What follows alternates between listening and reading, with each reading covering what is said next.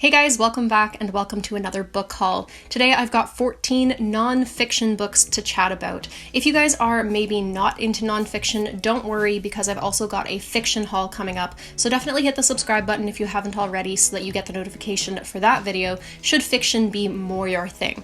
So as I said, today I've got 14 books to talk about. 12 of these I got in a recent book outlet order, so I'll be talking about those first, and then the last 2 books are from a local used bookstore here in town. So with that being said, we've got lots to talk about. Let's get right into it. So first up, we've got a book that you guys have all heard me talk about before, and that is She Has Her Mother's Laugh by Carl Zimmer. This is a book all about genetics and heredity, and the thing that I'm really liking about this one is that it takes kind of the perspective of history and gives you quite a lot of the history surrounding genetics and heredity. It's quite long, but I am really enjoying it so far. Next up, we've got another long one, and this is Beatrix Potter, A Life in Nature by Linda Lear. This is a biography all about Beatrix Potter, and honestly, I am just itching to get into it.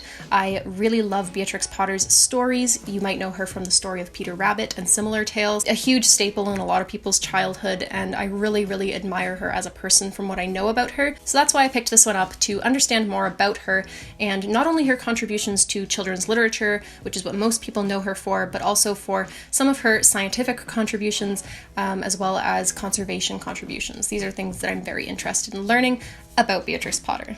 Next up, we've got Arrival of the Fittest by Andreas Wagner. This is a nonfiction book that has to do with kind of giving some different mechanisms and evidence for the theory of natural selection. So this one is all about ecology and evolution and is totally up my alley. Next up, we've got Borrowed Time by Sue Armstrong. So this is a book all about aging, and when I was in university, I took an anthropology class all about aging, and so I've got a little bit of background on the subject, but I've always wanted to get a little bit more of an in-depth look at it. So I thought I'd start with this book, and then also maybe I'm looking into picking up some other books about the topic just so that I can kind of compare and see the breadth of this field of research. I think aging is really interesting, so hopefully this one will be a good read. So next up, we've got The Origins of Creativity by Edward O. Wilson, or E.O. Wilson.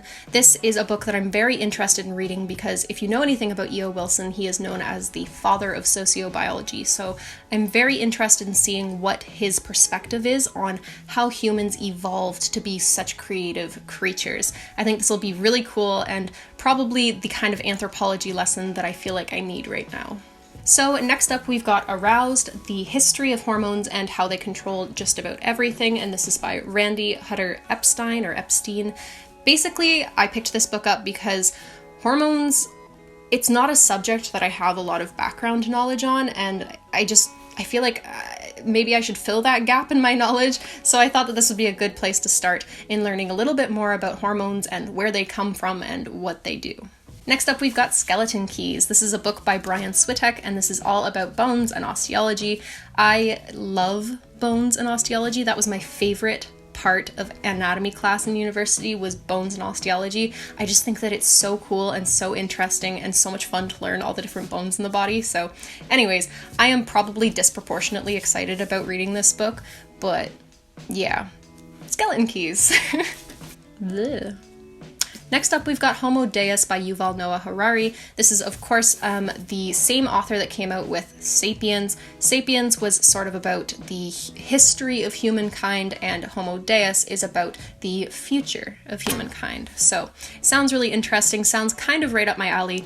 I haven't yet read Sapiens, but I kind of felt like maybe if I got its sister book, Homo Deus, then it would light a fire under my butt to kind of read them, almost like they were a duology or something like that. I feel like my collection is kind of complete now, so that was one of the big reasons I picked this up from Book Outlet, but yeah, regardless, it's a very interesting topic, so hopefully I can get to Homo Deus and Sapiens fairly soon. Next up, we've got a couple of anthropology books. Basically, back in the end of March, beginning of April, I was reading Why Evolution is True by Jerry A. Coyne, and there was a chapter that was pretty much all anthropology stuff about how humans evolved and blah blah blah, and it really inspired me to go and find more books about anthropology. I've got The 10,000 Year Explosion. This is an anthropology type book, and this is by Gregory Cochrane and Henry Harpending. Harpending. I hope I said that right.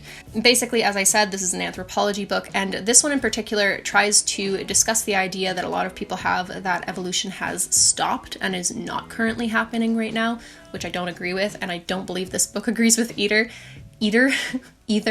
After that, I picked up Almost Human. This is a book by Lee Berger and John Hawkes, and basically this is the astonishing tale of Homo naledi and the discovery that changed our human story. So basically this sounds like a case study that was turned into a book, and I'm totally here for it. There was this new species of Homo naledi, that was discovered, and this essentially is the story of that and how anthropologists and archaeologists figured out how this particular Homo species fit into sort of what we know about the evolution of Homo sapiens. Moving on from there, we have a couple of books all about art and sketching. I almost didn't pick these up. I was like, do I really need them? Really? But sometimes I like to have art books to give me inspiration and give me tips and tricks and things. So I made sure that I picked up a couple of 5-minute sketchbooks. I picked up this one on architecture, which was by Liz Steele, and this one, which is about landscapes, by Virginia Hine. They did have a few other ones on the website on Book Outlet, but they were about, I believe one was about animals and maybe the other one was portraits or something like that.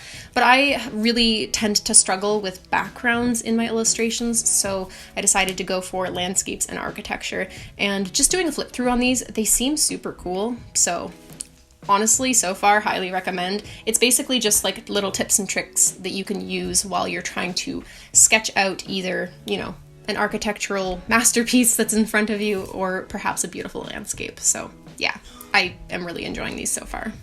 So that concludes the books that I got from Book Outlet, and we've got a couple that came from my independent used bookstore near here. So the first one I've got is by Peter Wohlleben, The Hidden Life of Trees. I feel like this book was huge not too long ago, and The Inner Life of Animals is kind of the other book that goes along with this one. When I saw this in the used bookstore, I was like, yes, totally want to read that. It's such a niche topic that I feel like, why not? Why wouldn't I want to learn more about it? I feel like I'm going to really enjoy it. I know a lot of people have criticized this one for being kind of dry. I don't know. I'm going to find out. Regardless, I'm really excited to read The Hidden Life of Trees. And the last book in this nice big nonfiction book haul is What the Dog Saw by Malcolm Gladwell. Now, at first, I wasn't actually sure what this book was. I just saw that it was by Malcolm Gladwell, and I was like, yes, I'm buying that. I have read Outliers by him, and I absolutely loved that book. And it turns out that this book is kind of like a collection of articles and essays and things by Malcolm Gladwell that are all put together in this one book. And a lot of them are about sort of social science type topics. So typically, I am not much of a social science reader. I don't really gravitate towards that side of nonfiction, but I really like Malcolm Gladwell's writing. So that's kind of what's bringing me to What the Dog Saw. So hopefully I enjoy it. So guys, that is everything I've got for you today. Those are the 14 nonfiction books that I've picked up on Book Outlet and at my independent local used bookstore. What do you guys think? Have you guys read any of these books? Do you recommend any of them over the other ones? What are your favorite nonfiction books? Let me know in the comments below. If you haven't already, do consider liking the video and subscribing to the channel for more videos like this one. As I said in the beginning of the video, I'm gonna have the fiction flip side of this book haul coming out soon. So thank you guys again so much for watching, and I hope to see you next time.